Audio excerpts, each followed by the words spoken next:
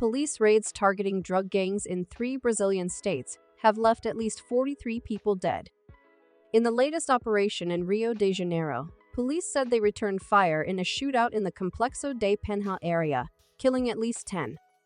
Earlier, 14 people died in clashes during a 5-day police raid in São Paulo state, dubbed Operation Shield. And in the northeastern state of Bahia, officials say 19 suspects have been killed since Friday. 58 people were arrested during the operation in São Paulo state, which began after a special forces police officer was killed on Thursday in the coastal town of Guarujá. Police seized 385 kg of narcotics, as well as guns, according to local media. The operation in Guarujá was criticized by Brazil's Justice Minister Flávio Dino, who said the police's reaction was not proportional to the crime committed. During an interview on Tuesday, São Paulo State Governor Tarcísio de Freitas said 2 police officers were among the 14 people killed during clashes. In Rio de Janeiro, a drug trafficking kingpin and a trafficker were among the 10 people killed on Wednesday, according to local media reports. 4 others were injured, including a police officer.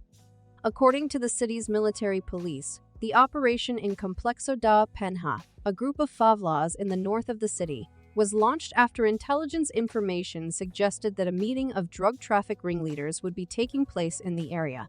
Eyewitnesses told local media they heard several gunshots and clashes between heavily armed gang members and the police. Tel Ria Patron, a member of the Rio State Legislature, condemned the operation. She said there was no explanation for the state to continue turning life in favelas into a hell like this.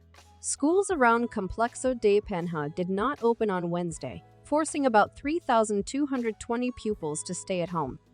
House visits organized by the National Health Service were also suspended because of security concerns. Instituto Marielle Franco, an NGO named after campaigning politician Marielle Franco, who was murdered in 2018, also publicly criticized the latest events. "The slaughter repeats itself," it said in a statement.